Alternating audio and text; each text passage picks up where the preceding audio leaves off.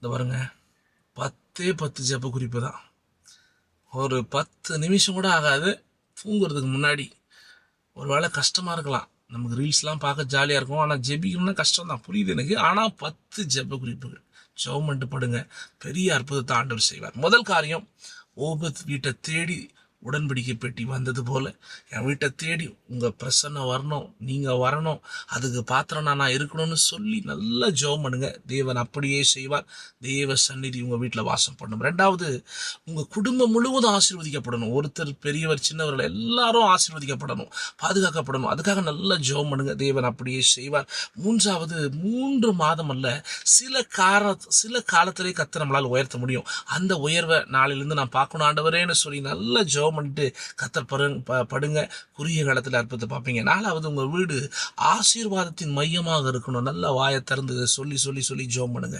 ஆசீர்வாதம் பெருகிற இடம் எதுனா உங்கள் வீட்டை சொல்லணும், எல்லாரும் உங்களை சொல்லணும், எல்லாரும் அப்படி நடக்கணும். அதுக்காக ஜெபம் பண்ணிட்டு படுங்க. கர்த்தர் அற்புதம் செய்வார். உங்கள் பிள்ளைகளும் அந்த ஆசீர்வாதத்தை மாத்திரம் பார்த்து வளரணும். பணத்தில் வளரக்கூடாது, உலகத்தின் ஆசையில் வளரக்கூடாது, தேவ ஆசீர்வாதத்தில் வளரணும்னு சொல்லி நல்லா ஜெபம் பண்ணிட்டு படுங்க. கர்த்தர் அப்படி செய்வார்.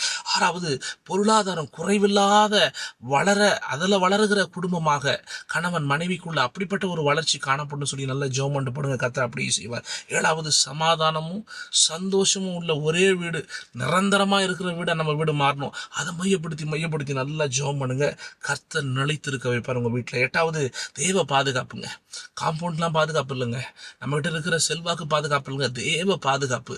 அது என் வீட்டில் வேணும். அது எது அப்படின்னு அவர்கிட்ட ஜெபம் பண்ணி கேளுங்க. அதுக்கேற்றபடி உங்களுக்கு பாதுகாப்பு கற்றுக் கொடுப்பார், உங்களை ஆசீர்வதிப்பார். ஒன்பதாவது பாருங்க, அவருடைய சந்நிதியாக நம்ம வீடு மாறணும், நம்ம வளாகம் மாறணும். அப்படிப்பட்ட ஒரு ஆசீர்வாதம் நம்ம ஜெபத்துக்குள்ள வளர்ச்சிக்குள்ள இருக்கணும். அவருடைய சந்நிதியின் வாசம் எனக்குள்ள வீட்டுக்குள்ள இருக்கணும் சொல்லி சொல்லி ஜெபம் பண்ணிட்டு படுங்க. கர்த்தர் அப்படி செய்வார். 10வது, ஓபேத் வீட்டை ஆசீர்வதித்தது போல என் வீட்டை ஆசீர்வதிங்க, என் பிள்ளைகளை ஆசீர்வதிங்க. அதுக்கு நான் பாத்திரம்னா நான் என்ன பண்ணணும், எப்படி பண்ணணும், நல்லா கேளுங்க. தயவு செய்து எவ்வளோ கேட்க முடியுமோ கேட்டுட்டு, இயேசுவின் நாமத்தினால நான் ஜெபிக்கிறேன் பிதாவேன்னு சொல்லிட்டு படுங்க. நிச்சயமாக சொல்கிறேன், உங்கள் வீடு போர்க்களமாக இருக்காது, ஆண்டவர் தங்குகிற ஸ்தலமாக மாறும். மையப்பத்தி ஜெபம் பண்ணுங்க. கர்த்தர் உங்களை ஆசீர்வதிப்பார். வேறு ஜெப குறிப்புகள் வேணும்னா அந்த நம்பருக்கு வாட்ஸ்அப் பண்ணுங்க, நிச்சயமாக நான் அனுப்புகிறேன். கர்த்தர் உங்களை ஆசீர்வதிப்பார். காட் பிளஸ் யூங்க. கர்த்தர் உங்க கூட இருக்கார். ஆமென்.